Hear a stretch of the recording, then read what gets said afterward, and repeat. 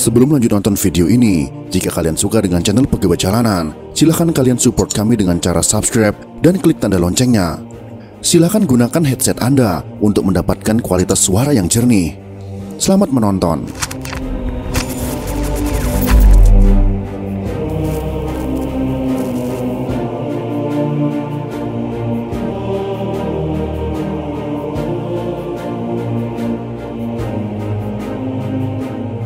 Kemenangan besar diraih oleh Turki Utsmani dalam pertempuran Kosovo yang terjadi pada tanggal 15 Juni tahun 1389.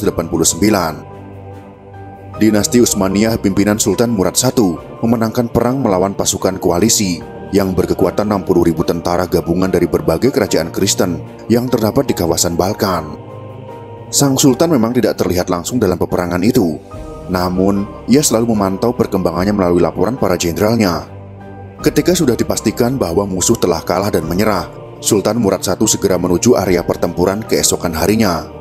Walaupun dalam keadaan menang, korban jiwa dari pihak Utsmaniyah tidak kalah banyak dengan jumlah tentara salib yang tewas. Mayat-mayat bergelimpangan di medan perang yang berlokasi di tanah lapang yang luas, berjarak sekitar 5 km dari sebelah barat Pristina, ibu kota Kosovo itu.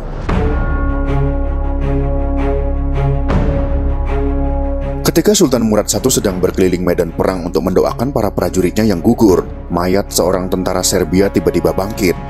Rupanya ia pura-pura mati. Prajurit musuh tersebut menyerah dan menyatakan ingin masuk Islam. Orang Serbia itu memohon agar diizinkan mencium tangan sang sultan. Sultan Murad I yang sedang terbawa perasaan pun memerintahkan kepada para pengawalnya untuk melepaskan penjagaan agar calon mualaf itu bisa mendekat untuk bersalaman dengannya. Terjadilah peristiwa tragis itu tanpa bisa dicegah karena berlangsung sangat cepat. Saat bersimpuh di hadapan sultan yang berjarak sangat dekat, prajurit musuh itu secepat kilat mencabut pisau beracun dan menusukkan ke perut Murad I. Sang sultan pun akhirnya wafat beberapa saat berselang.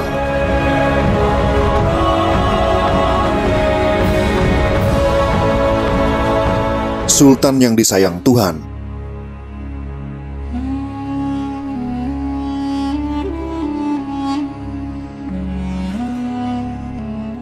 Sultan Murad I punya julukan terkenal, yaitu Hudavendigar. Istilah ini berasal dari bahasa Persia, yaitu Khodavandgar, atau berarti orang yang disayang Tuhan.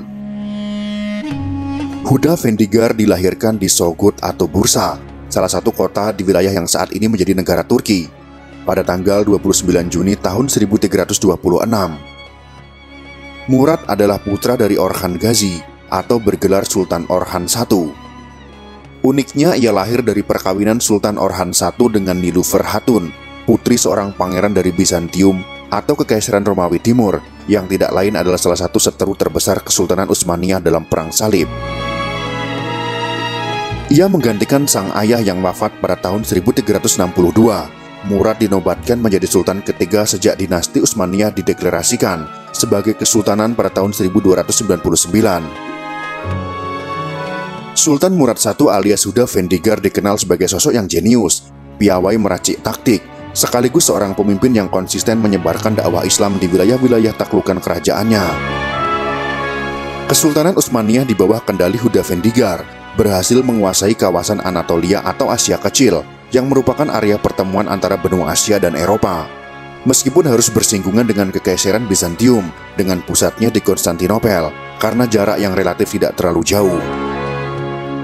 Pada tahun 1365, pasukan Utsmaniyah sukses merebut Adrianopel dari Bizantium, kota yang sangat strategis dan terpenting setelah Konstantinopel. Sultan Hudavendigar lalu memindahkan ibu kota kerajaannya dari Bursa ke kota yang kelak dikenal dengan nama Edirne ini.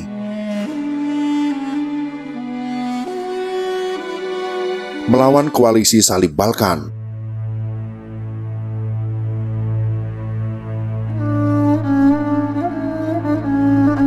Berpusat di Adrianopel, Kesultanan Utsmaniyah semakin memperluas wilayah kekuasaannya dalam waktu yang terbilang cepat. Berturut-turut selama 10 tahun berikutnya, Sultan Hudavendigar mampu menaklukkan Philippopolis, Salonika, dan beberapa daerah di wilayah Eropa lainnya yang totalnya mencapai luas 95.000 km persegi. Meskipun melakukan ekspansi ke wilayah lain, namun Sultan Murad I tidak melulu menggunakan cara militer atau perang. Tak jarang ia memakai cara-cara diplomasi, termasuk dengan ikatan perkawinan. Namun bagaimanapun juga, manuver yang dilakukan dinasti Utsmaniyah di bawah komando Huda Vendigar tak pelak membuat kerajaan-kerajaan Balkan di kawasan Eropa bagian tenggara resah. Maka berkumpullah perwakilan kerajaan-kerajaan Balkan dan sepakat bergabung untuk membendung rombongan Utsmaniyah yang kian mendekat. Atas restu Paus Urbanus V dari Vatikan, terbentuklah pasukan koalisi salib Balkan, tentara gabungan dari kerajaan-kerajaan lokal di Balkan, termasuk Serbia, Bulgaria, Hungaria, Albania, dan Wallachia, kini termasuk wilayah Rumania. Di Sarajevo ada Ivo Komšić. Jumlah personel yang terhimpun dalam pasukan gabungan ini sangat besar. Dari Serbia saja setidaknya punya 70.000 prajurit. Belum lagi ditambah pasukan dari kerajaan-kerajaan anggota koalisi lainnya. Pada tanggal 27 September tahun 1371, terjadi perang antara tentara Utsmaniyah melawan pasukan koalisi salib Balkan di lokasi bernama Černomen, kini termasuk wilayah Yunani, dekat sungai Maritsa atau Marica. Maka perang ini juga disebut dengan nama pertempuran Maritsa. Konon jumlah prajurit Utsmaniyah yang dipimpin Panglima Kepercayaan Sultan Huda Vendigar, Lala Şahin Paşa, jauh lebih kecil dibandingkan dengan kekuatan gabungan milik koalisi salib Balkan. Jumlah tentara yang tidak seberapa itu ternyata justru membuahkan kemenangan bagi pasukan Utsmaniyah. Mereka sebisa mungkin menghindari pertempuran terbuka dan baru melancarkan serangan pada malam hari ke kamp tempat pasukan musuh berkemah. Rencana itu berjalan dengan mulus.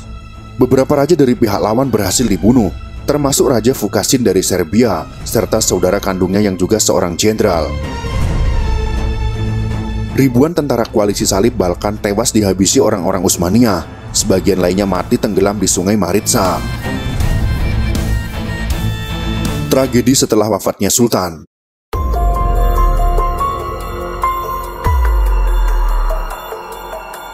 Setelah kekalahan dalam pertempuran Maritsa pada tahun 1371, pasukan koalisi salib Balkan tidak mundur begitu saja.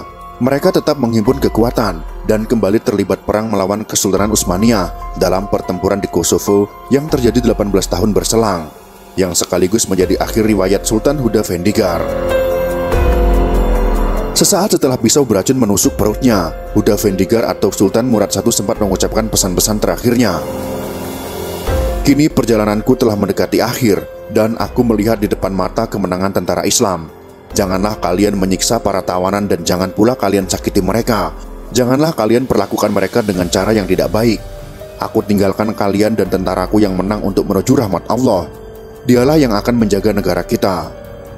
Usai berucap kata-kata terakhir tersebut, Sultan Murad I menghembuskan nafas penghabisan, tepat pada tanggal 15 Juni tahun 1389.